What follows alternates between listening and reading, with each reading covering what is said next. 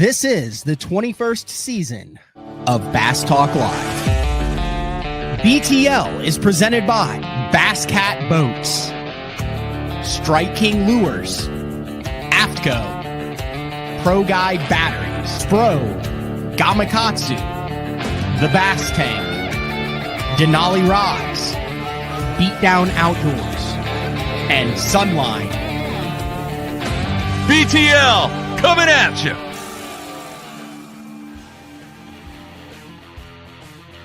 Good morning and welcome to another exciting edition of BTL Bass Talk Live, where we are going to talk about bass fishing. Very busy week in the world of professional bass fishing.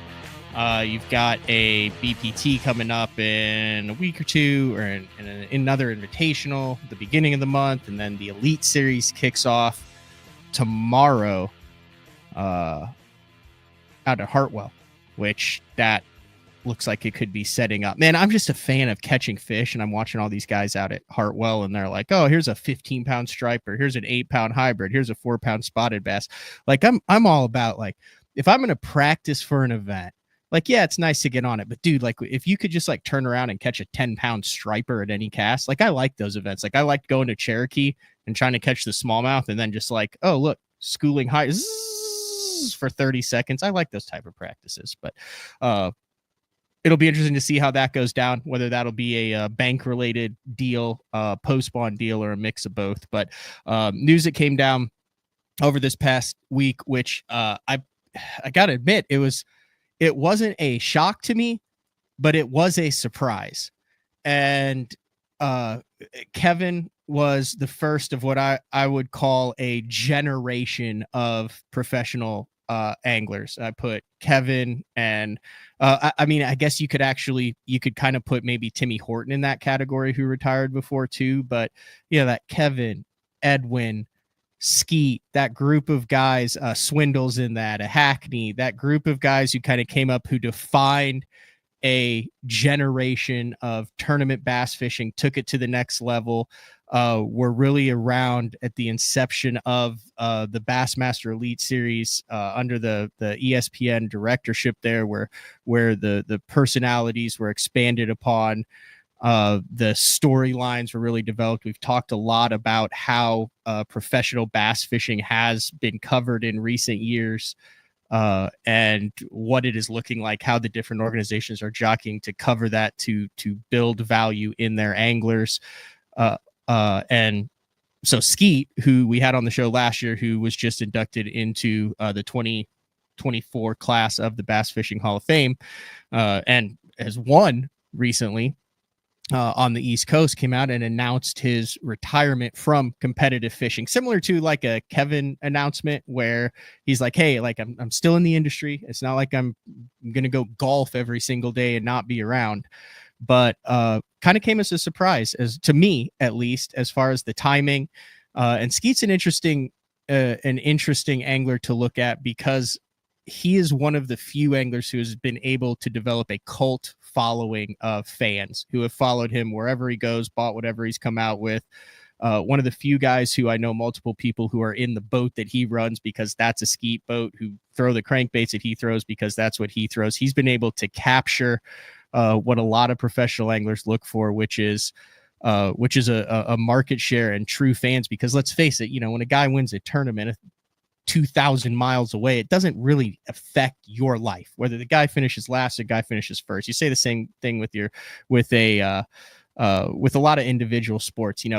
Like I look at like Oklahoma Sooners, like the football team, like I get to go to those games. So how they do affects like my life in a way, because then, you get to go to more games, you get to home games, you get the experience. But an individual sport, it's kind of odd to me. Like, you're rooting hardcore for specific anglers, but there's a group of those specific anglers who guys follow them throughout thick and thin, regardless of what league they are, regardless of what they do. Skeet is one of those guys. And he's joining us on BTL early. It's a little special edition. Like, that's a vintage Skeet. I said, hey, can you jump on 8:30 a.m. Central Time? And you're like, yeah, let's make it an hour later. But hopefully you got a little bit more sleep, Skeet, and thanks for jumping on BTL. Matt, thanks. Yeah, it's good to be on. I think I still got a frog in my throat. I've been allergies, whatever, but I got my coffee, so we're good. That's, yeah. Yeah. I'm looking is that a fair assessment, Skeet? Like, there's like there's like a generation of anglers that you're in, like kind of a core group that I feel like kind of redefined tournament fishing from the early 2000s through that 2010, 11, 12, 13, 14 era. And then you had like kind of the next group, which I would put like a Wheeler, a Polinick, a Lucas in there. But like kind of when the social media, when the TV, when ESPN, when everything was pumped in, like you guys were and still are that kind of core group that carried the sport as a whole. I agree 100%. I mean, I feel fortunate. Yeah, I'm part of that group. So I look at it, there's me, there's KVD, there's Ike. Yeah, Ike. Bill, and then I would probably put Hackney in that group. Yep. Aaron was definitely in that group. Yeah.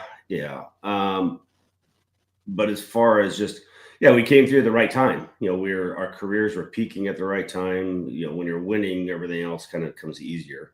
But then with ESPN coming on board and putting the media, driven behind us, that helped build a brand and exposed us to our brands to a lot of new customers out there, a lot of new fans and people in the sport. So it's crazy. Like that is a generational thing that I don't know if we see that again. I don't know.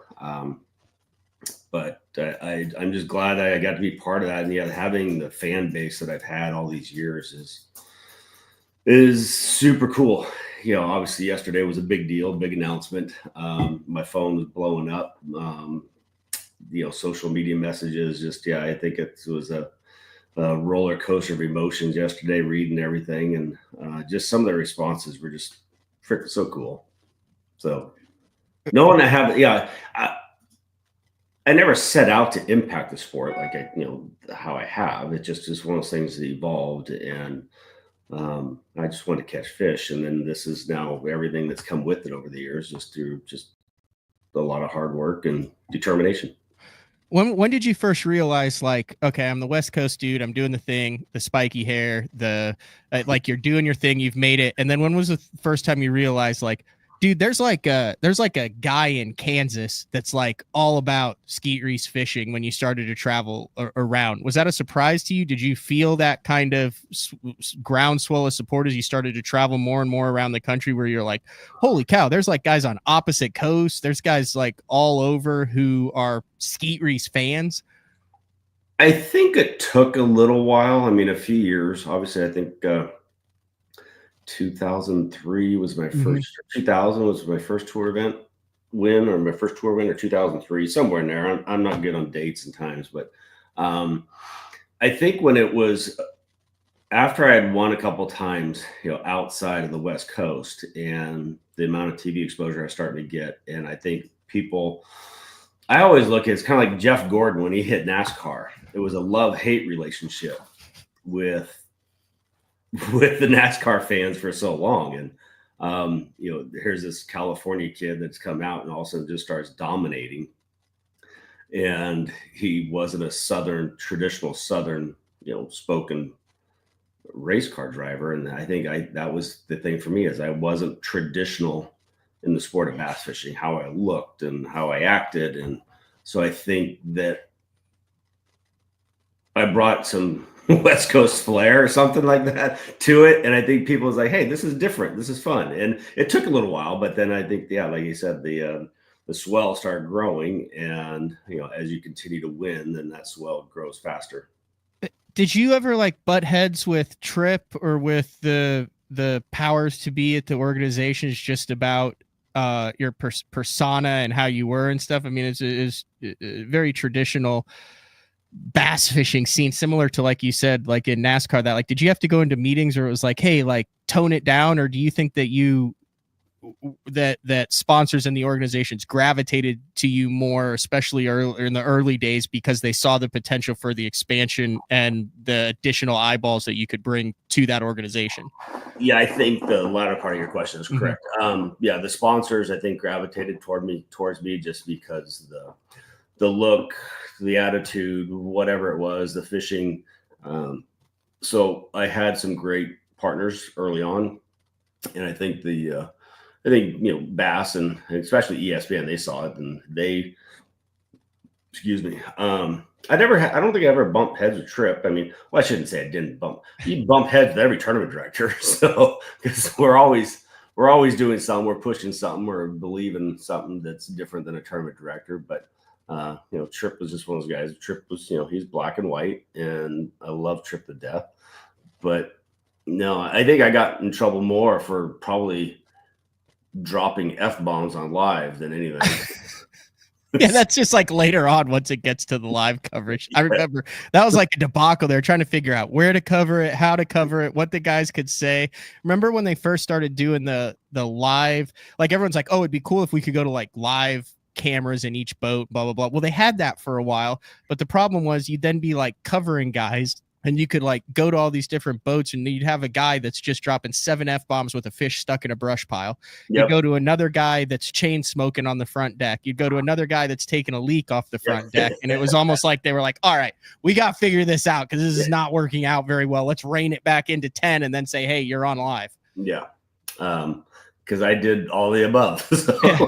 Hey, you think, like you mentioned those characters, I mean, icons, all Hall of Famers that Kevin, Swindle, do you think that was the perfect storm to push each other, to highlight each other's personality, to highlight the rivalries, to have it? I mean, to me, like that had to have been the perfect storm of that group of guys with the ESPN, with the expansion of the coverage and the TV shows. I mean, I feel like if it was just one or two guys, it was like that whole group. Maybe am I just being nostalgia on that, or is that probably a little bit? But I don't think it so. was. I mean, if you ask anybody who's listening here, who's been following the sport for a long time, like, dude, that was like, and of course over on FLW, then at the time you had Scott Martin, you had David Dudley, you had Brian Thrift, and you had Andy Morgan. Like, to me, that was the group over there. But the Bass side had, I mean, it was just like to the moon then. I do. I believe that it was the perfect timing for us in our careers. We came through at the right time to where we were peaking performance-wise, in tournaments. We're winning. So that's the number one thing is you have to be able to win. And that, that drives it all. But just with ESPN behind it at the time and just the extra push that allowed us to have from a media standpoint, marketing standpoint, created more value in all of us. And I don't know. We've talked about this before. I don't know if we'll ever see that again. I mean, it's possible. I mean, there's still something can happen. We can get it, turn in the tide to where we grow a whole new audience somehow. That, I'm not going to say we'll never see that again, because it's quite possible it'll happen again. Who will be those characters in place at that time? I don't know. Why now, Skeet? A third of the way through the 2025 season, less than a year after your induction to the Hall of Fame, fresh off a victory. You fished in Red Crest, a lot going on in the industry on and off the water. Why the announcement now? Well, the full answer to that, this is a conversation that I've had in my head, my wife and I have had for years. When is it going to be time? It's like, I think there's a certain part of the process of tournament fishing that has not been as enjoyable for me as it used to be. I mean, I still love the catching, but just the process you got to go through to fish tournaments. So what really triggered it is that I was up at Clear Lake, a week or so ago, and for a few days, and tending with my mom's, stuff as she passed away, and then I fished a day, and and I was on Kim's shit list for whatever I was doing, and she sent me a text and this is full transparency here, that she sent me a text and said that I was too scared to take a leap of faith into our future without competitive fishing. And I was like, son of a bitch. That's 100% true. I'm like, I've been scared to death to leave the competitive world because I'm scared of what it's been my identity for so long. So any professional athlete, the thought of leaving a sport that has identified you and it made you who you are, it's created the limelight, the fanfare, the endorsement world. So it's like, how do you walk away from that? And so I thought about that. Golly, sorry. And I was like, son of a bitch, why? Why am I still holding on? And when I thought about it, it's like, if this is it, if I quit, and all of a sudden I felt this complete calmness come over me when I said, you know what, I'm gonna do it. I'm gonna ask my retirement. And when I did that, yeah, I felt 100% at peace. Like it was an amazing feeling. I'm like, and yeah, I drove home the next day and I told her, and she was shocked. And it's like it just felt right. And I was like, okay, well, this is, fear is what stops us from doing most things in life. Most people don't do anything because they're scared to do something. And I don't want to keep hanging on for the wrong reasons to the tournament scene. So that's what I like. This is scary, but we're in great shape, so we can do this. And let's jump into the next chapter of life here and go down this next path, and whatever it might be, we're gonna deal with it and take it head on, and that'll be the new norm for us. Does it feel like it's been 28 years? No, that's the crazy shit right there. That is like, yeah, like reading all these text and messages from people that like, I've been watching you since I was 5 years old, 10 years old, 15 years old. And now I'm 40 years old and I got kids, and or I'm 50 years old and grandchildren. And I'm like, then you start thinking like, damn, I'm like, yeah, I've been fishing 28 years. So, full time for a living. Obviously I've been fishing tournaments now for 41, going on 42 years. And, so it doesn't feel like it's been that long. But then again, it's like anybody that's, especially when you have kids, you realize that, you have them, and then all of a sudden, just blink of an eye, they're in their 20s, and you're like, shit, where did it all go? So, I feel like throughout the course of your career, though, you've always done cool stuff with your kids, whether it's like World Cup, soccer, like you've always taken chunks of your time to say, hey, we're doing family stuff here. Since I've known you, you've been like, hey, not answering the phone for the next 2 weeks. Skeet's MIA. That's true. Yeah, our kids are, I love spending time with my children. So it's in my wife. So we travel. If we can go do something fun, then life's supposed to be fun. I want to go enjoy as much as we possibly can, as long as we can. So if it means going camping or traveling around the world or whatever, going to World Cup games or U.S. women's national team games, wherever they're at, because it's fun. So that's what we do.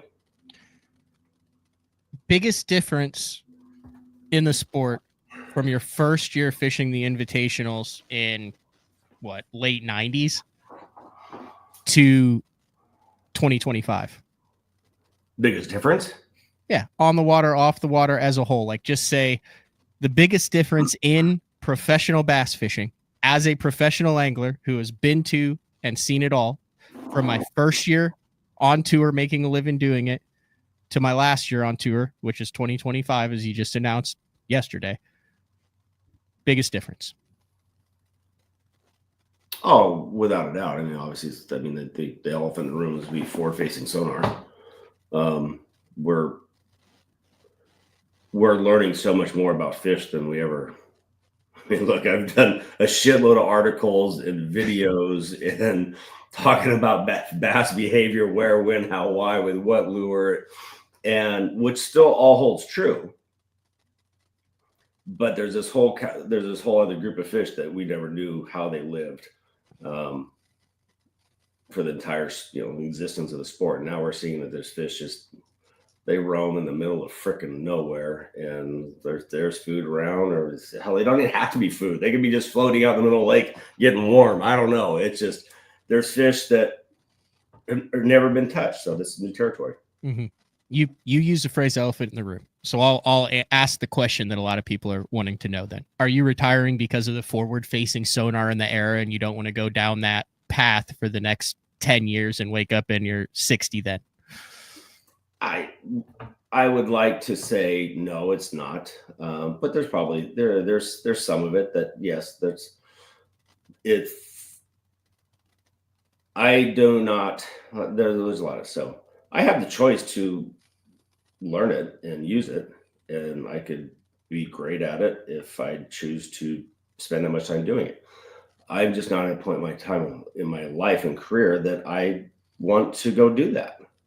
So, and I know that if the technology's there, you're not going to be competitive unless you're good at it. So, it's just it's the change of the guard in the way the sport is right now. So there is some part of that, but it was also,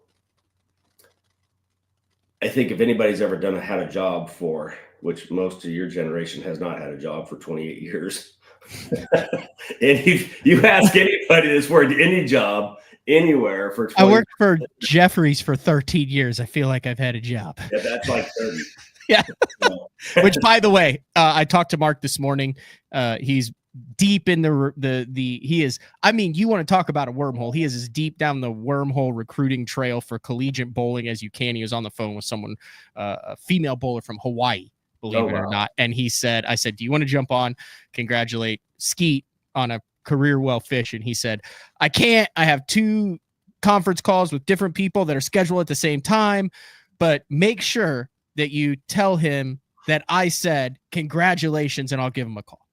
No, that's awesome. Thank you. So anyway, thanks, Mark. Yeah, pretty short on that. So back to, it's not why I'm getting out right now. It's just it's the time. It's 28 years of a lot of time, a lot of commitment, and that's why I think there's a time where I felt like I had to keep pushing myself to be better and to do more. And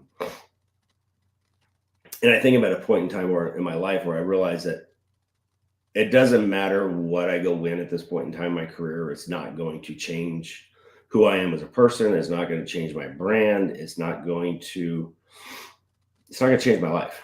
Mm-hmm. So I want to go do something that has more meaning to me at this point in time and gives me new challenges to keep me motivated. That I'd love. Yeah, Reese Fishing is like my new challenge. It's my wife is my new challenge. there's a lot, so she's going to be dealing with me more. So maybe this should be it's a new challenge for her. So there's a lot of different reasons for it, but I'll go back to it. It is not the driving force for getting me out of this by any means. I'm as I've been in this industry longer and longer and watching a number of anglers put down the fishing rod competitively, I'm starting to realize that I think, and whether you want to call it a sport, a competitive activity, whatever it is, that professional bass fishing is one of the hardest professions to put down because there is not a hard stop point to it. There is not, a GM that is saying, hey, you can no longer throw the ball up to our capabilities. And the 22-year-old that we drafted and just gave a big contract to there's not the, physical where you're just like, hey, I can't. And that's the beautiful thing about the sport too. I say that to say one of the guys who I know is near and dear to your heart is Rick Clunn, and he just had 50 years of competitive fishing, still fishing the opens. One of the coolest things was I talked to him at Kentucky Lake in the open, and I was walking past and he said, hey, and he actually talked to me and was like, how'd it go out there for you today? And then I told him the stupid story about how I caught a rock, and I was like, damn, I wish I hadn't said that story. That was a dumb story.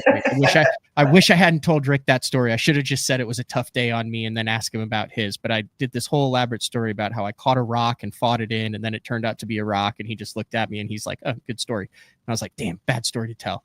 But I know how important Rick is to you. We all have seen, especially when Rick had his moment of winning that elite series and then him stepping away after 50 years.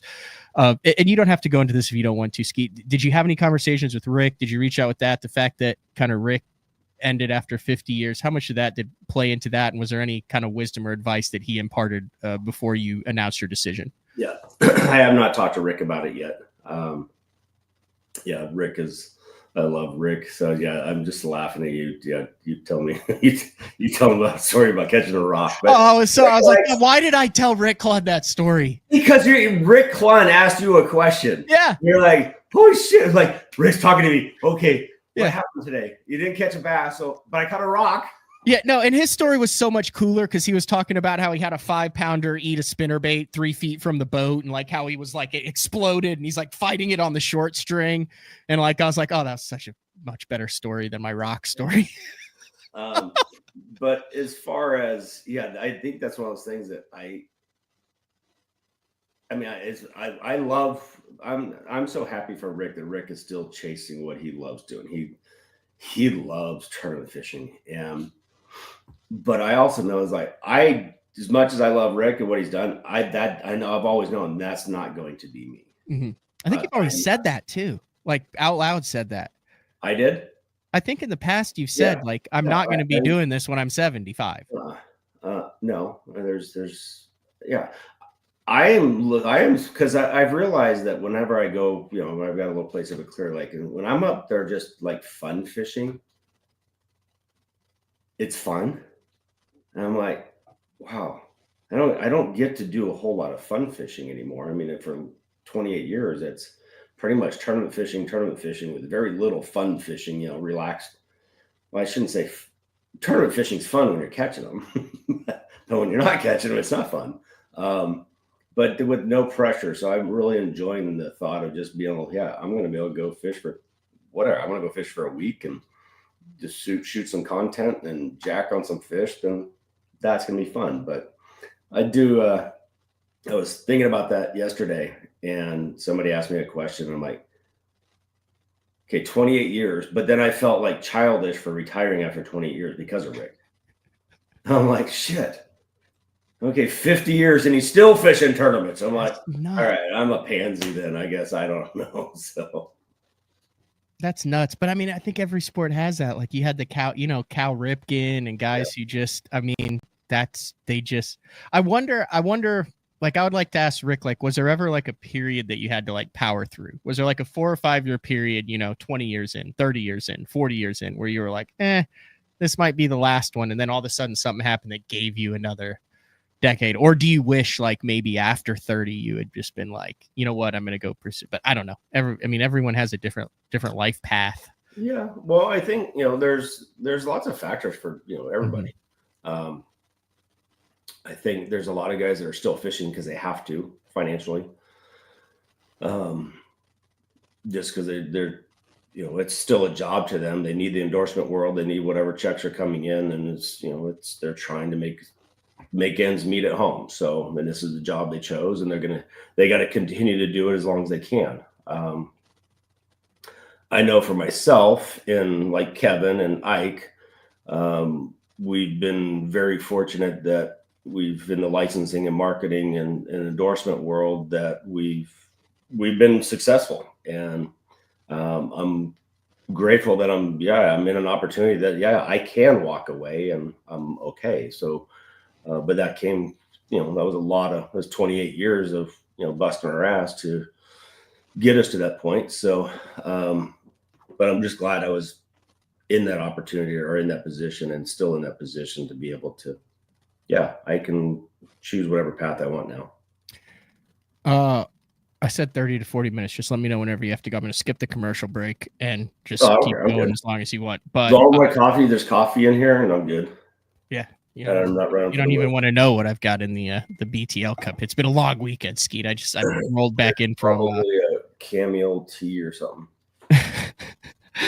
I want to go back to just some things that stick out in my head and get your thoughts on them now that you're in the Hall of Fame, now that you've announced your retirement. And the first thing that sticks out to me is the period of time. And I think it starts with your second place finish. And I know you had others, but I think it starts with that second place finish in the Classic in 2007 in Birmingham there. And I think it rolls all the way through that to about 2010 season So that 3-year period, which if you look back on it now, I mean, we have a body of work for you now, Skeet. Like that was your MJ prime. That was, you look at that period of time there with the Angler of the Years and the Classic wins and all of the wins and the near misses. Think back to that 2.5-year period where, I mean, like I'll just for those who didn't witness that, like there were stretches in there where finishes of first, and this is all elite series. This isn't like weekend series stuff. This is the top with the top first, 22nd, 6th, 24th, 9th, 2nd, 4th, 29th, 14th, 2nd, 6th, 43rd, 2nd, 5th, 1st, 5th, 1st. Like that's every time you launch your boat in tournament competition, Skeet. Like how freaking dialed in were you for that 3-year period? That was off the freaking chain. Yeah, I was pretty well dialed in right then. Like, how did that start? Have you thought back on that? I mean, it was just, yeah, I wish I had a, exact answer to that, but it was just a progression of skill and time in the water and confidence, going from, getting a first tour win and then some other strong finishes. And he's like, all right, I'm starting to feel this and getting into my comfort zone out there. And then I think, obviously winning Angler of the Year in 2007 was like, frick, I did it. Oh shit, I did it. Like I'm capable. I am good enough to compete out here. And then to finish, second at the Classic, that was gut wrenching, but also fuel as well. And then to be able to go into, obviously win the Classic in 2009 and then, all the other tournament finishes. And, look, I won AOY that one, but I've won the regular points title 2 more years on the regular tour of the Elite Series. And obviously they went the postseason. So Kevin got those 2 titles. So it's interesting because tournament fishing is all mental. It is. It's all tournament fishing is all about decision making and how you make those decisions on the water. Skill wise, there's a lot of guys that are really good at whatever, skippers, crankers, scopers now, whatever it is. There's great guys that are great at stuff, but it's still how you take the information and process it and utilize that, what's going on at that moment on the water is what separates the greats from the not so greats. And it's just like any other sport, doesn't it? It's baseball, basketball, hockey. It's making a split-second decision at that moment to do what you need to do to advance yourself further in the game that day. And I think that's where I always excelled, is that I wasn't scared to push myself out of my comfort zone. So wasn't scared to try something new, whether it's to try a different bait or change locations. And you're just always pushing yourself to get that next bite and do whatever you need to do and that's where I think that was my strength when it came to competitive fishing, is just that mental side of it. I could shut everything else out, focus on the process at hand and run with it and just do the best I could that day. I'm going to say you and Kevin are the only 2 that I think were physically intimidating presences. Like, okay, that's like mid-run right there. Like for those who are watching, that is not a guy who shows up to a boat ramp and goes, I think I'm going to catch him. That is a guy who shows up to a boat ramp and says, I am not only going to kick your ass, I'm going to beat it thoroughly up one side and down the other. And I'm going to do it 4 days in a row. Like I just put that up there like that like you 2 are the only guys that I've seen. And I'm not trying to suck up to you because you're on the show now. I mean, it's true. It where you show up. Yeah, but find a picture of Kevin, because Kevin was not intimidating back then. He looked like a twig with a wet sock on him. I know, but then he would say something in an interview like, oh, I got a couple places saved. And then he'd like look at the guy who's in second, and the guy in second would be like, oh, crap, I'm fishing for second today. Like, that he would do that too. He always would say, he'd always have like a little something that would let either the guy know that he's chasing or the guy that's behind him that they're fishing for second that day. Kevin 100% is the Dale Earnhardt of bass fishing. So he always, I mean, as much as I would bust his balls, but yeah, I've never met anybody that had as much confidence in what he was doing on the water than Kevin. So yeah, I didn't have that trait. On the water, I just make shit happen. Yeah. Like I remember watching you in the classic that you won with that spinner bait. You were right out. This is going to sound weird. You were right outside of Bobo's hole, right? Why do you have to take? You took it there. I didn't. So I remember normally be me though. But you had the gallery and you were talking, but like you knew you were going to catch the key fish when you needed to catch the key fish. Yeah, like you could sense that. Like you knew, everyone knew watching it, like it was going to happen. Yeah. And it was during that stretch. Yeah. It just, understanding, paying attention to the weather conditions. That was, that classic. I had a perfect strategy for that tournament and it worked. It doesn't always work that way. Knowing a cold front, high pressure was going to come in, the clear water in the back of Bobo Hole or whatever, I forget the name of that pond. We'll stick with Bobo's Hole. Yeah, Bobo Hole. Those fish were going to shut off because high pressure, cold front, miserable. The main river was dirty, so the fish closest in the dirty water were going to be better in those conditions, and that's exactly what happened, and that's why I won. You mentioned it a couple times. I want to go into a couple baits that I think you really kind of brought to the forefront. The first was you went on a heater with the Rego. With that Rego bait. I know Velvic had the BV3D and stuff, but you had that SKT one, and that was a Smith Mountain win. Was a lot of that was on that Rego, but that was something that outside of some stuff maybe down at Amistad and early in the year, like there weren't a bunch of guys that were going around lobbing inline swim baits back then. I mean, it's not like you had 50 guys going down the bank that were throwing mega bass mag drafts. Like that wasn't a thing. That was like that was kind of the precursor to the mag draft stuff, was it not? 100%. Yes. I think that was the launch, in my opinion, that was the launch of the East Coast Southern swim bait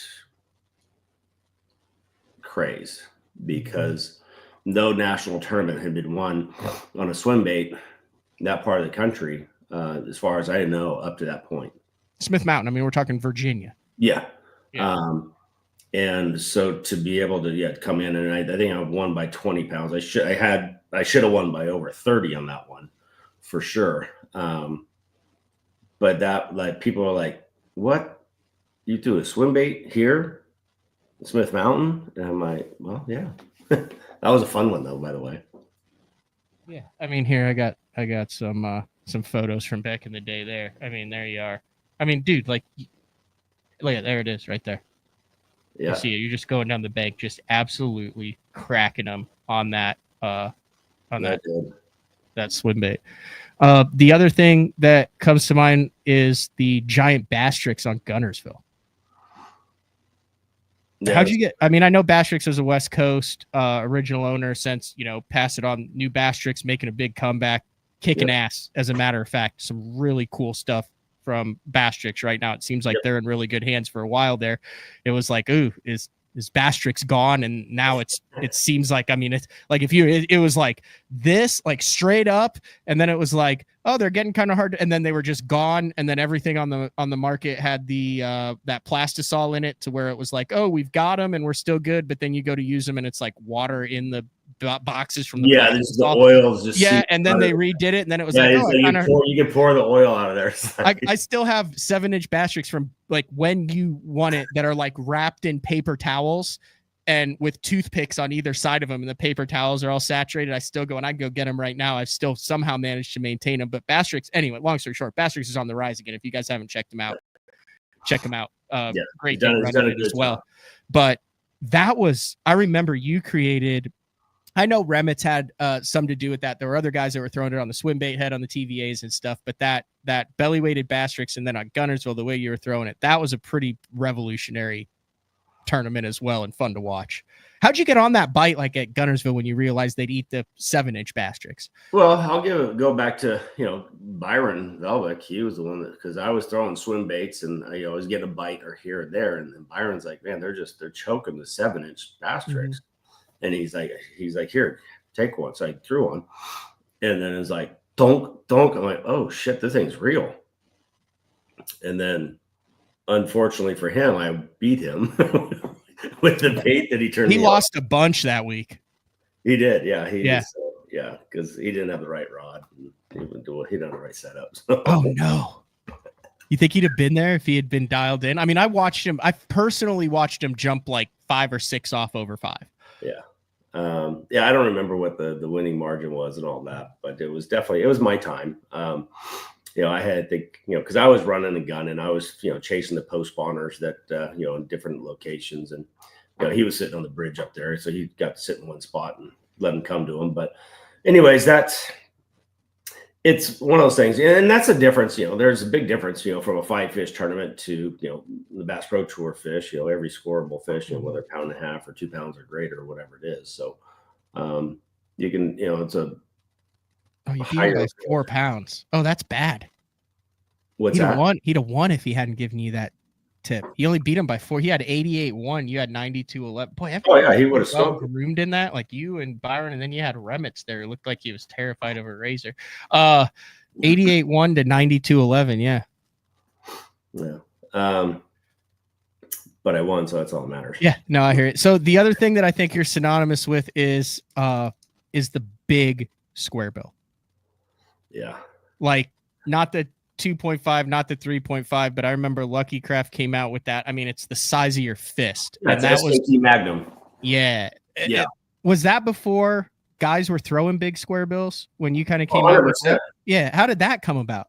Well, because it's looking at from the swim bait aspect. Like, so we can throw a 7, 8, 9-inch, 12-inch swim baits and bass are just crushing swim baits. So I was like, why don't we have a hard bait that's bigger? Like, why don't I have a deep diving crankbait, a square bill?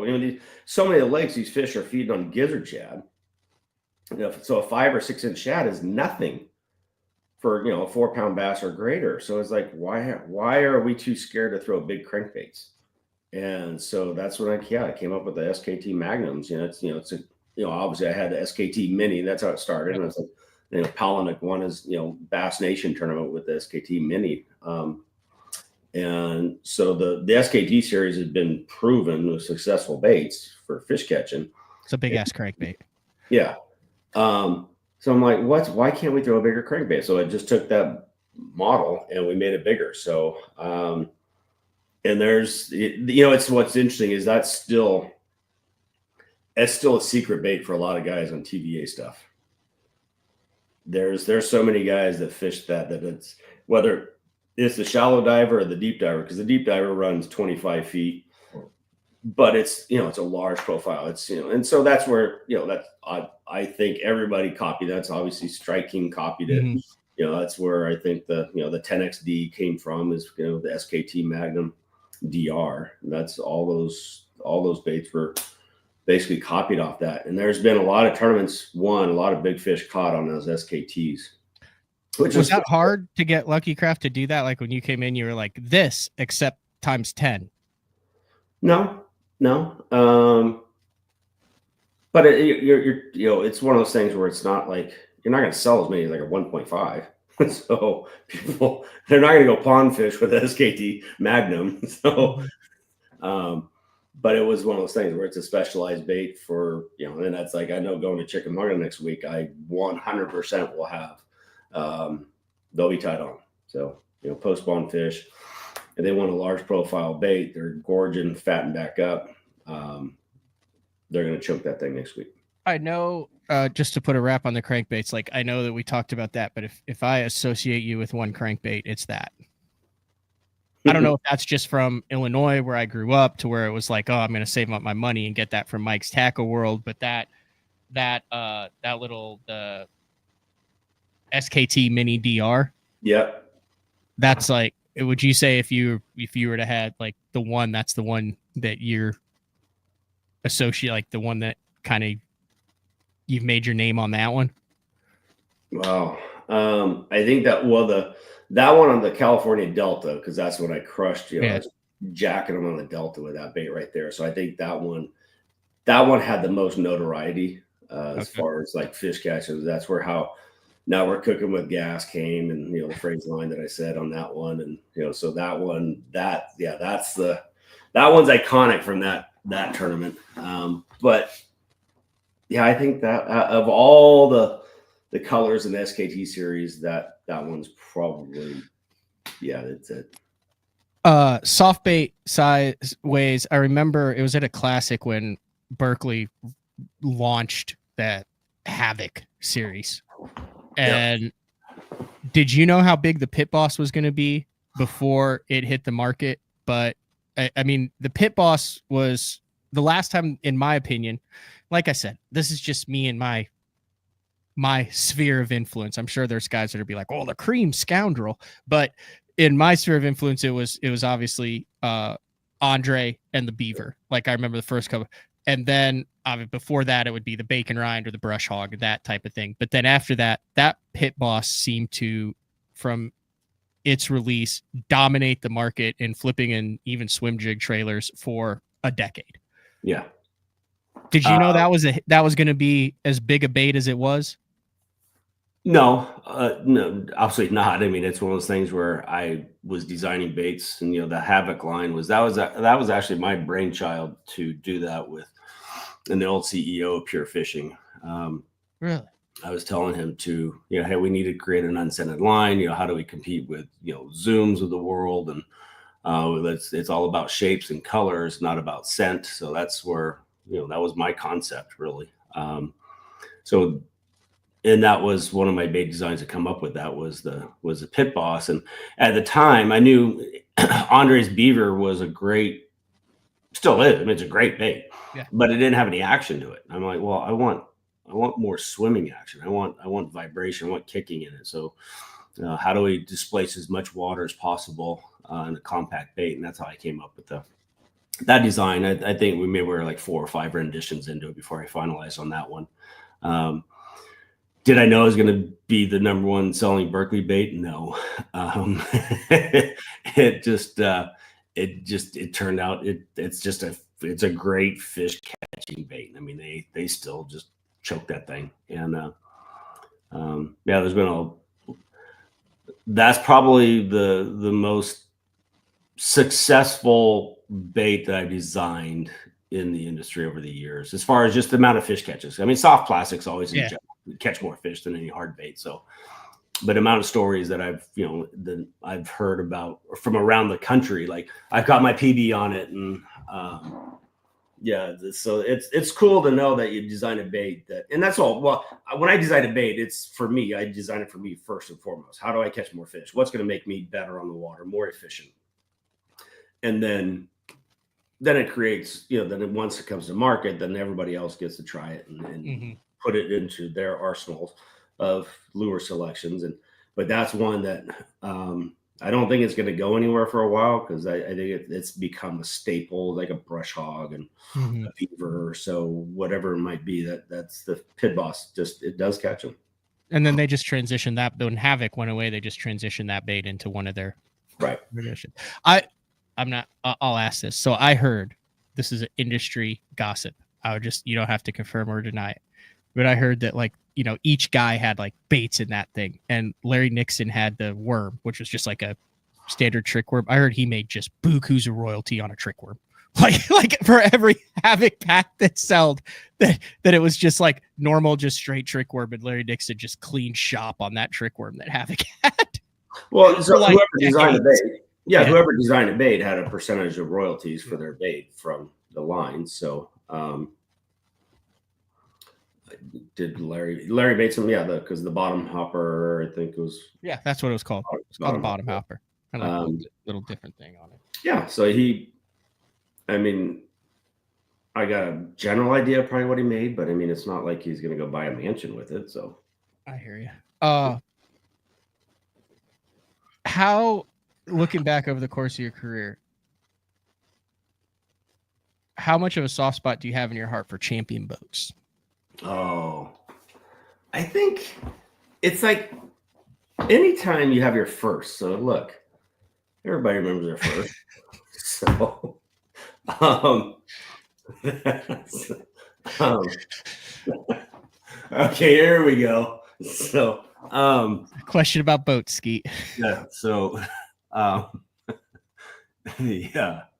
Shit, I'm going downhill real quick. Champion boats. Yeah, Champion was, it was my first. Well, I shouldn't say it was my first sponsor, but that was, they were with me through the beginning of the launch of my, of Skeet Reese and the branding, in the tournament world. And so, yeah, I'll always be partial to them. I mean, I still have my 2009 Classic winning champion in my shop out here. Really? Yeah. That's very Dean Rojas-esque of you. Yeah. I don't, why is what, I don't Well, know. he's got like his first, like he rebought his first tournament boat that he won out of. Oh, I repowered it. I'm actually thinking about selling it now. So, oh, you can't sell that, Skeet. Why? That's like part of history for you. You'll regret. You'll regret. You just keep it. Everybody else own history. History only means something to somebody that. You know what you should do? You should just lease it out to a Skeet Reese fan for a 12-month period, and just let everybody get to fish out of that boat for a year. Run a deal through Reese Fishing or something for it, to where, hey, you get to run that champion for a year, and then someone else gets it, and everybody gets it for the next 20 years. Because those champions, like, they never go bad. Like, they get better. They're like a cheese. They get better with age. Yeah, but I think that I'm still partial because that was, the 210 Elite. It was, I was in the design process. So there was a Skeet Reese edition. I helped design that boat with Alan Stinson, who was, one of the best boat designers in the industry at that time. And so that was, that's the only boat that I've helped design. I've designed a lot of things, but to be able to be in the process of helping, like, here's a boat, this is what I want, it was a great performing boat. But obviously the numbers weren't there to strong enough to sustain the brand, and for the owners that bought it. And then but I'm with Ranger, and I'm totally happy with being in the Ranger family. I feel like I'm part of a legendary team there, and that's cool.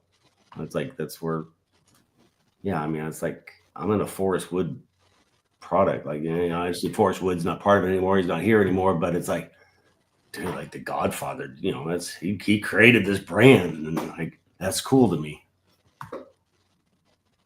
I'm going to pull this picture up. You were one of the first to also do this, and I'm wondering how. So you were with Berkeley, and then all of a sudden there was the Revo SKT edition. Yep. Jeffrey still has 6 of those brand new in box. Never really out. I mean, mint condition. Shit, he might be able to get. That's Also, see, you haven't changed your ringtone since no ringtone Angler of the Year. Did they come to you, Berkeley, and say, hey, because I mean, you look what you've done with that, first through Wright McGill, now through Reese Fishing with the yellow. You obviously had the colors, but like, that reel to me is also iconic. Is that something that Pure Fishing came and said, hey, we want to take advantage of this? Or was it you going, hey, Kevin's stuff all matches, I want my shit to match too? I think that was before Kevin's stuff, really. Oh, was it? Okay. Yeah, I believe so. Oh yeah, it was. I think it was. You had that, and then Kevin came out with the red, and the red. I've got the first edition of. I'll show you this. Look at this. This is cool.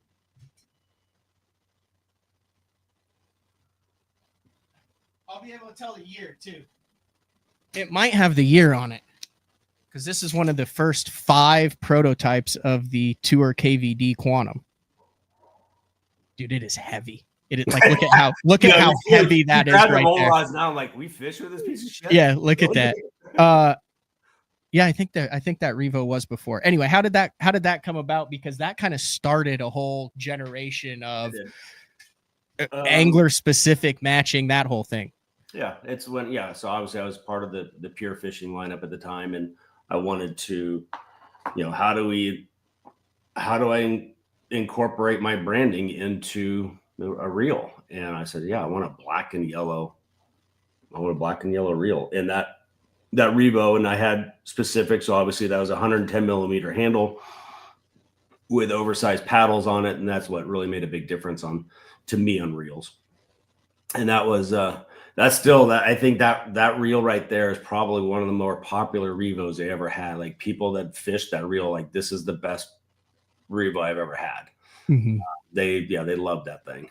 They were a little heavy, but they do not break. Like I still have a blue Yeah. winch that casts and reels just like it did when I took it out of the package in 2013.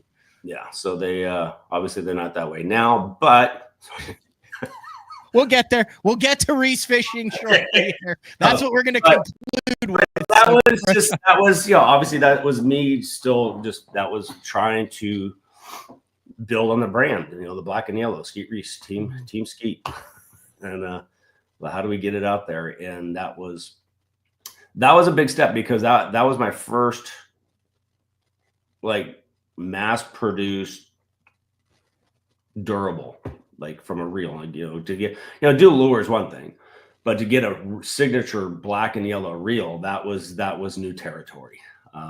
It wasn't a 1999 combo that you saw at retail. This was like a legitimate tournament driven quality product. And so yes, that was as far as I know, that was the first of its kind. Yeah. And obviously since then, there's been a lot more done in the industry done since then. Perfect segue then. Reese Fishing, you had just launched it last time we had you on before you were inducted into the Hall of Fame. You penned I believe you penned an article or two about the rod industry and the tackle industry and where it stands as of April 23rd, 2025. Talk about Reese Fishing. I know in your press release for your retirement, you said, hey, I'm not going anywhere. I'm still involved in the industry. Focus a lot of attention on Reese Fishing. What's happened from kind of its launch last year all the way up and through the first quarter of 2025? It's been fun. It's been challenging. I mean, I'm learning a whole new side of business that I'd never had to deal with before. I mean, it was always easy just to design something and put my name on it, let somebody else make it and sell it and distribute it. And all that. So, there's been some learning curves along the way, but ultimately, I mean, I'm designing the best rods I've ever fished in my 40 years of fishing, and I've fished some great rods along the way. So this is fun that I actually get to put pay attention to just all the little micro details in building a rod. And so now letting people get their hands on it and fish it, and to hear the feedback now, like getting so many people talking about these rods are amazing. And I think people have expectation of what they fished in the past, and for them to be able to fish. Have you seen that commercial yet, by the way? No. Is it badass? Is it this one right here? Yeah. See if you can play that one. Here, I'm going to have to do it on a different screen, but I totally can. Hold on a second. I don't know if that's a full length or not. It's 30 seconds. Okay, that's full length. Okay. I'm going to share screen, entire screen. I'm also going to share system audio. All right. Okay.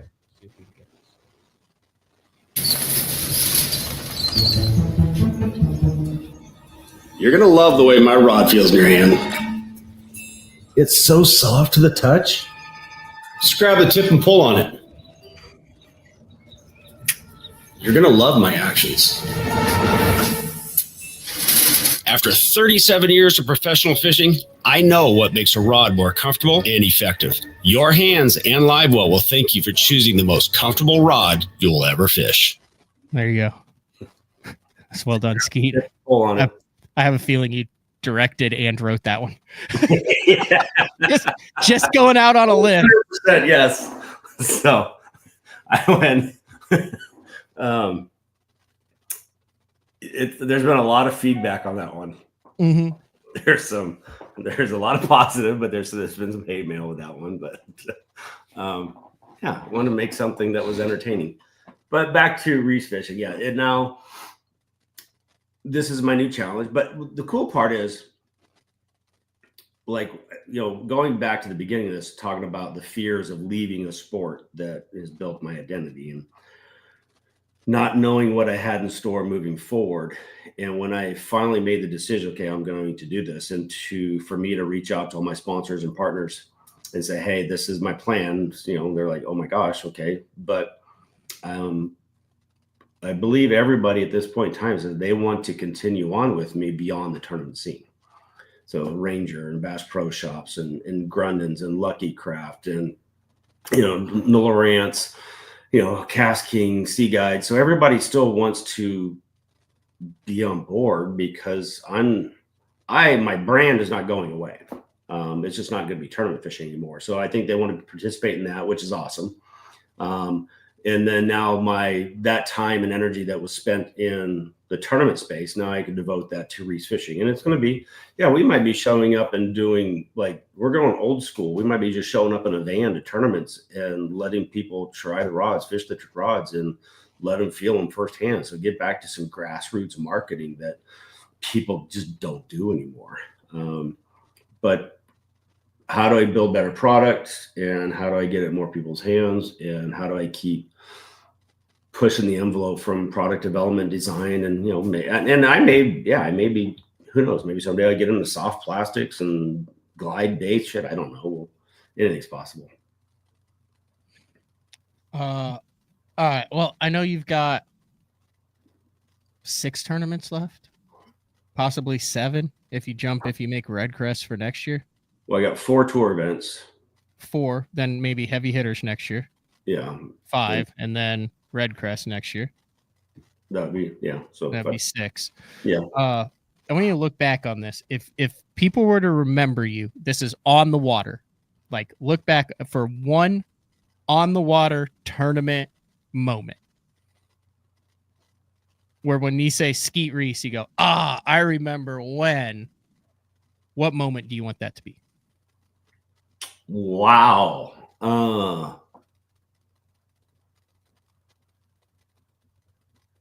Golly, that's I don't know if I could answer that.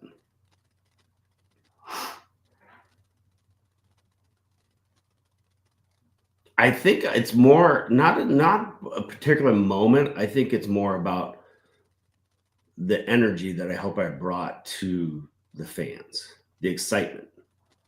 Like, I get freaking jacked up when I catch them. I mean, this is supposed to be fun, right? Like, this is, dude, you catch a big one or you catch a winning fish, or it doesn't matter. I think it's just that energy. And I think that's the general consensus that I've received from fans all across the country. Is just the excitement and the fun and the energy that I brought to tournament fishing. And for the viewership. So I think that's, yeah. Is there anything in the sport that you haven't accomplished that you wish that you had? Oh, obviously I would have loved to have won the AOI and the Bass Pro Tour and the Red Crest title. Which Red Crest title still on the table? Still an option, possibly, yes. I mean, that'd be a heck of a send-off. But I also know that neither one of those is going to define. It's not going to change me as a person. It's not going to change. I don't think it'll change my legacy in the sport. And what it's that would just might be for my own personal. Hell yeah, I did it, dude. Mm-hmm.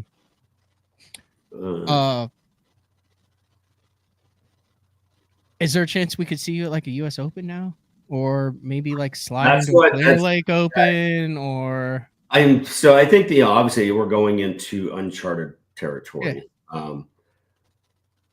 I don't know if I'm going to have withdrawals from the tournament space, and I still keep in touch with Denny Brower. Mm-hmm. And Denny just said, he goes, like, retiring was like it's the greatest thing he ever did. He loved, like, when he stepped away from tournament fishing, life became just fun. And he still jumps in team tournaments, fishes stuff on Amistad. And so I'll be curious to see where I end up in the next few years. Am I going to want to compete again? And I can jump in I can jump in a one bass tournament at Clear Lake, or I can go fish the US Open, whatever. I don't know. I'm not going to commit to anything for sure. The thought of living a year stress-free of tournament competition, the expectations, anxieties, and all that with what tournament represent sounds really freaking good right now. So just to be able to not focus more, let's say I'm on to the next event right now, Yeah. map study, and it's just doing everything, trying to figure out where the hell I'm going to catch them and all the logistics that go with it. So the thought of just being free of that feels so good right now next year, but we'll see. Are you going to keep the 650? Or is that like, holy cow, we don't have to tow around with that thing anymore? I will probably get rid of the 650. So if anybody is interested in my street legal monster truck, I probably will sell that. Are you glad you did that, or did you feel kind of stuck in that thing then after everyone just expected you to be in it? Oh no, I can't imagine that's a handy vehicle to go like, get a double quarter pounder with cheese at McDonald's in after a long day on the water.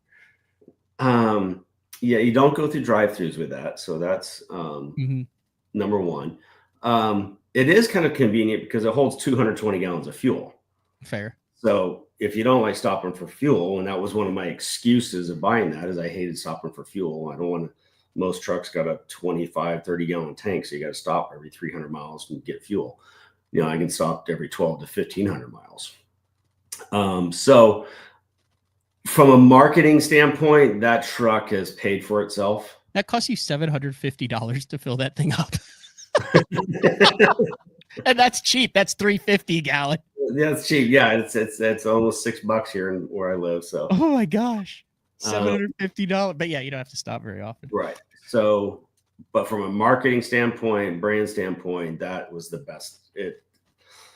There's more pictures taken of that truck around the country, the entire rest of the world of professional bass fishing combined. Doesn't matter where you go, people are taking pictures of that rig. Mm-hmm. So it paid for itself. It's been fun, but do I need it anymore? No. I'm gonna let it loose. Anything else you want to get in here before I let you go? I don't know. I know we could have gone like MLF with the wins and all that. We could have gone like a lot earlier with your first wins and kind of getting, but I'll stick with what I know, which is kind of like the meat of that career there. You could do. Have you ever considered a book? Have you ever considered like the Skeet Reese story now that you're just going to be sitting at home? No, because I don't want to see those stories. Holy shit. I mean, Ike has one. Kevin has a couple books out.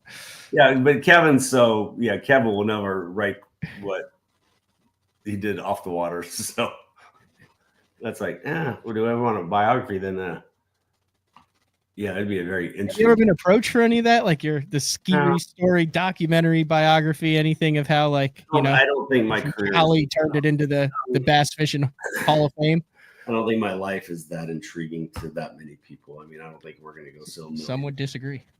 But at this point in time, no thought of it. So, no, I think it's just we're going to focus on finishing the season out here, and then we get to keep working on reesefishing.com and grow that, and just that's my next my next challenge is to get as many rods out there in people's hands as I can. I like it. I greatly appreciate it. Like I said, I know you're busy. I know it's early in the morning. I greatly appreciate an hour and 10 minutes of your time, Skeet. You got an hour and 10 in? That's pretty damn good. Yeah. No, it's pretty strong. Yeah. All right. Well, hopefully people still will watch after 30 minutes.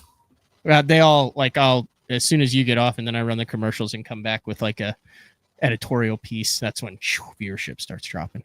Especially if I say the word crappie.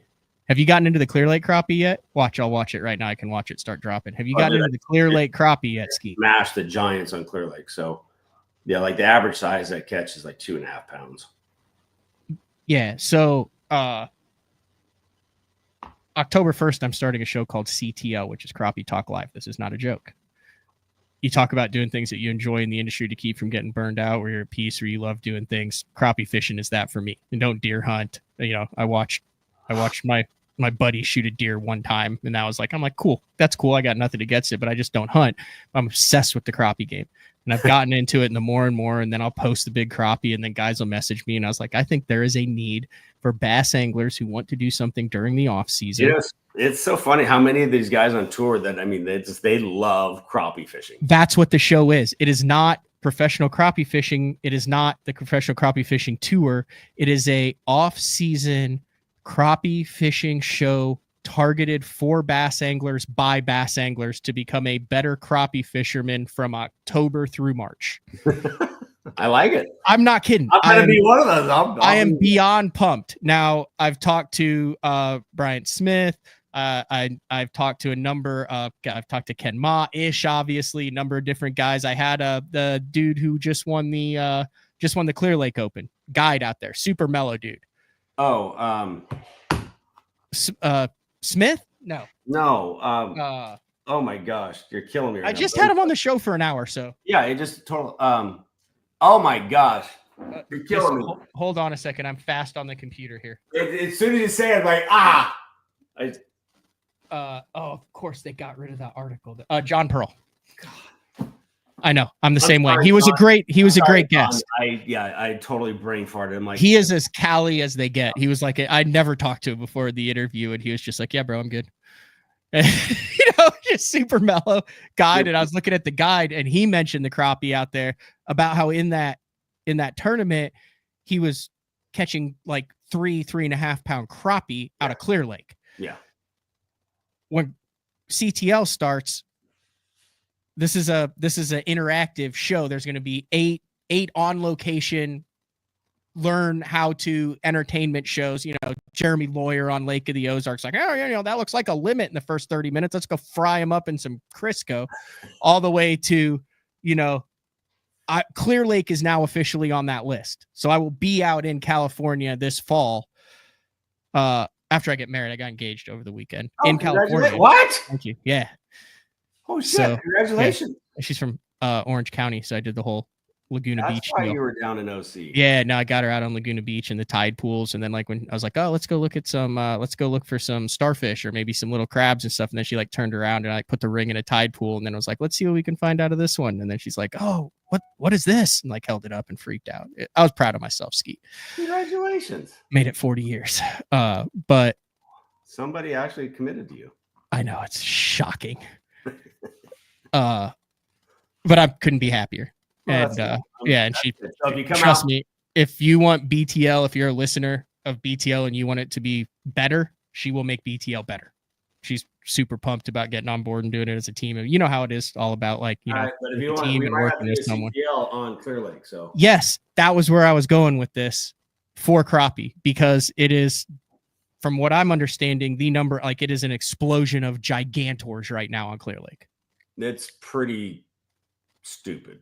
I mean, well, I don't know. I mean, I see what people post, around the country, and I think me and Scroggins got a little thing going on. He's like, oh, I got a 3-pounder. I'm like, because I posted like a average one, like it weighed 2.74 pounds on the scale, and he's like, oh, then he caught a 3-pounder. But I'm like, we catch a lot of 3-pounders out there. Yeah. See, I just caught my first 3-pounder out of Oklahoma. I've caught a lot of heavy 2s, but a true 3-pounder. Now I'm not counting like a 297. Like it had to be 3 on the scales. And I caught my first one. There it is right there. That's a tank. That's a slab. Yeah. Yeah. But I would love to, I'd love to get a little, but I was out there. Yeah. Cause I mean, last week I was up there last week, and I'm forward facing around and jig head minnow on a 5-inch bait, and you see some fish, and you're like, oh shit, there's a bass, and there's 2 or 3 of them down there, and you catch it, and it's, here's a 2 3/4 pound crappie. You're like, so they're that big. They look like, you're thinking they're bass down there because they're that caliber. Yeah. Guys are catching 3.5 pounders. Dude, they're different animals, aren't they? They look to me like a triple tail almost when they get that big. Like they're just, the way they're built and how thick they are and the dimensions, and then the way that they act like reminds me of like a muskie eye. When you get a muskie up, like they're like kind of aware of the big ones are, like they have little personalities to them. You can watch them like hunt and stuff. They're a totally different beast. They're not like the 11.5 inches where you leave the live well, which is just as fun, but just a totally different ball game, where you leave the live well open and just, play cornhole with them. Well, you can do that at Clear Lake. I mean, but you know, on a good day, I'll catch 100 a day up there, and they're average, like I said. Yeah, we're doing a CPL. If you're down for that. Yeah, I don't see why not. So, all right, Skeet, I appreciate it. Have a good morning. Finger, enjoyed it. Appreciate you having me on, and hopefully you still use me post-retirement. I'm sure I will. If you ever want to get on, just feel free to give me a shout. Like, no one calls me like anymore. They're like, "Oh, you haven't had me on BTL." I was like, "Well, I didn't know you wanted to be on BTL." Okay. Well, anything that comes down the pipeline, give me a shout. All right, see you, Skeet. Okay. See you, bud. All right, the one and only Skeet Reese. Like I said, I skipped the advertising for that. So we're gonna take our first break and our last break, and then kind of rewind a little bit about what went on during the week, what's going on the next week. Got a bunch of on-location shows going up. I'm headed to South Carolina, and I went California to Texas, got back at 8 a.m. this morning, headed to South Carolina on Friday for an OBT media event, but that means live BTL shows, and then straight from there to the Dick Hiley St. Jude Bass Classic in Wabasha, Minnesota, which, a tip of the cap, I cannot thank the BTL listeners enough.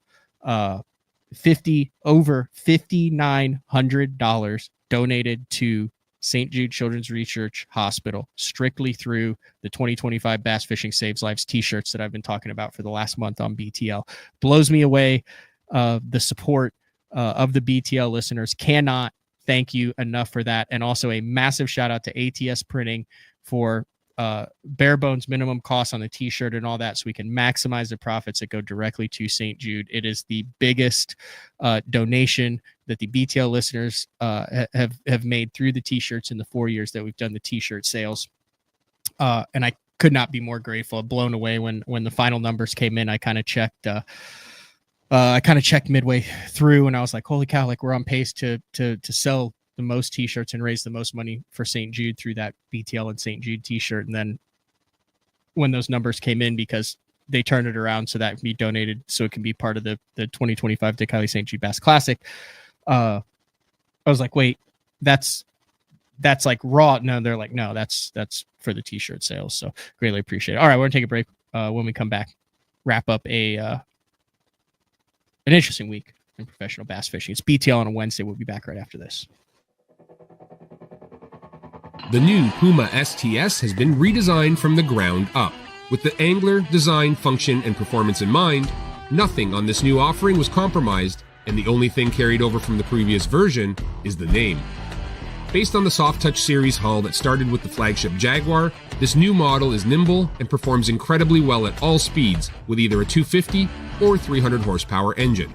Featuring a new 96-inch wide-body footprint, this hull measures out at 20 foot 7 inches in length. Industry-leading design coupled with tournament-winning performance. The Puma STS from Basscat. Feel the rush.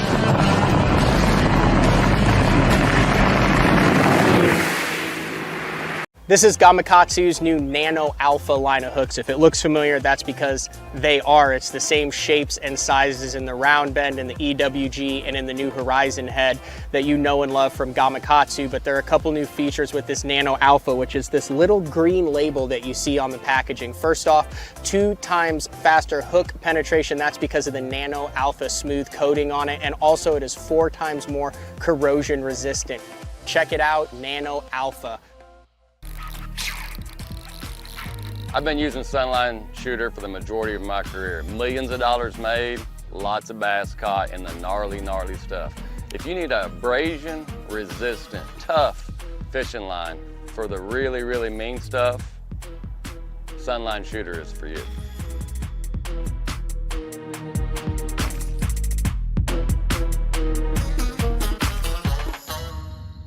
Beatdown is efficient. Rock solid. 100% American made. This thing is super tough. I mean, this thing is not going anywhere. I've ran the Beatdown double stack from Florida all the way up to New York. And the one thing that I know is when I get to my fishing destination, I never have to worry about issues with my graph mount. Your options are endless with these mounts, but they're steady, they're solid. These are the most reliable mounts on the market, and you can't go wrong with the Beatdown.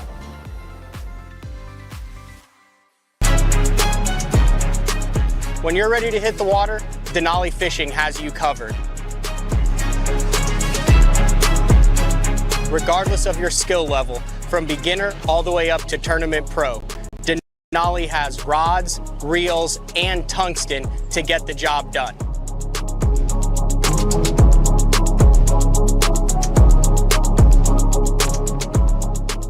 Check them out at denalifishing.com.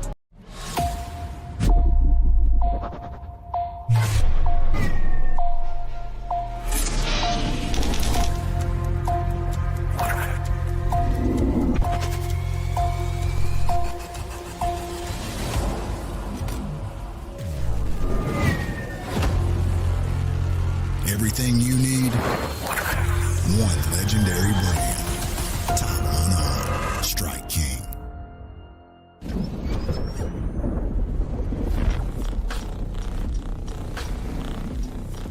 Gear that just plain works.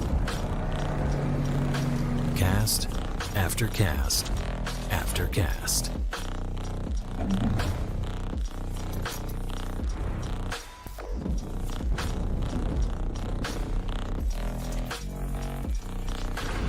AFTCO. Any fish, any water. All right, wrapping things up here on a Wednesday. Kind of a jacked up week. No shows Monday or Tuesday because us getting engaged over Easter weekend in California to my beautiful fiance, which it's an odd word to say. But I like it.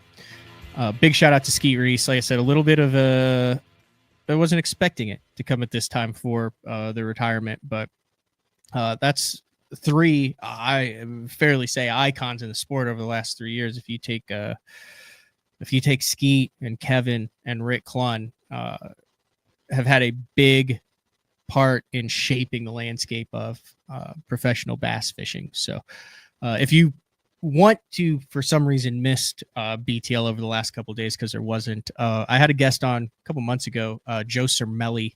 He used to do hook shots. He was fishing editor for Field and Stream. Then he did a podcast for Meat Eater. Now he does an independent podcast called Cut and Retie. It is available on MP3 on podcast platforms. We talk a lot about non-fishing things, but I jumped on for an hour and a half with him. He covers a lot of, he covers everything fishing. So like bass fishing is just a very small section of what he covers. And then tournament bass fishing is even smaller. So I had a really good time jumping on his show. And then I also was a guest on Officially Unofficial with Dave Mercer, which is available over on the bassmaster.com podcast platform. I was supposed to co-MC the Bass Cat Owners Tournament this weekend with the one and only Kevin Rogers, who is successfully, I'm Benjamin buttoning this transition. He went from dominating the crappie tournament scene to now competes on the MPFL, fishes opens, all sorts of stuff too. But he went from crappie to bass. I'm staying in the bass world, but expanding out into the crappie world as well. But I was supposed to MC that event with him that was on Grand Lake Friday and Saturday. A lot of rain, a lot of conditions, City of Grove, the whole nine worked. Anyway, that got postponed. So tomorrow is a Q&A with Frank Scalish. If you have any questions for Frank, leave them, shoot a DM to Frank_Scalish, I think, at Instagram. You can look up Frank Scalish Fishing _ something like that. If you have a question, or Matt Pangrak on Instagram, or you can email me, matt@basson.com. If you have a question and a Q&A for Frank, we're calling it kind of show like 199.5.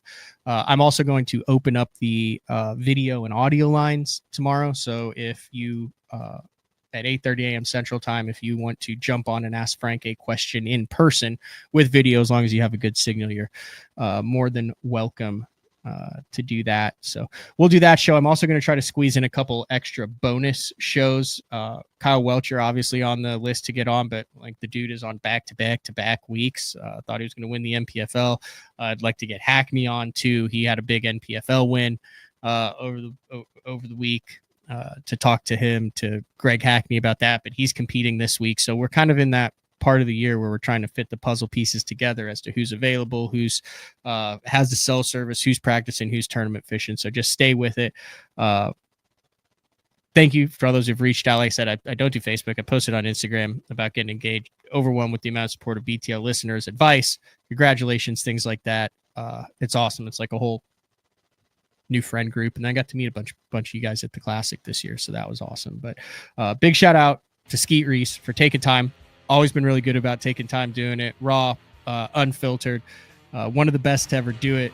And like I said, he's not going to go anywhere. Like, Kevin's still around, Rick's still around and stuff. But from that standpoint, kind of a little bit of a farewell or goodbye tour. He's got 4 regular season events left after this. But big shout out to Skeet for jumping on BTL. Same time, same place tomorrow. If you guys haven't subscribed to the BTL YouTube channel, helps out a lot, number of subscribers. That way, when I go live at random times, like I did an hour later today, you guys are able to get that notification on your phone if you click the bell. Also, if you're an MP3 a podcast, iTunes, Spotify listener, leave a review, leave a 5-star review.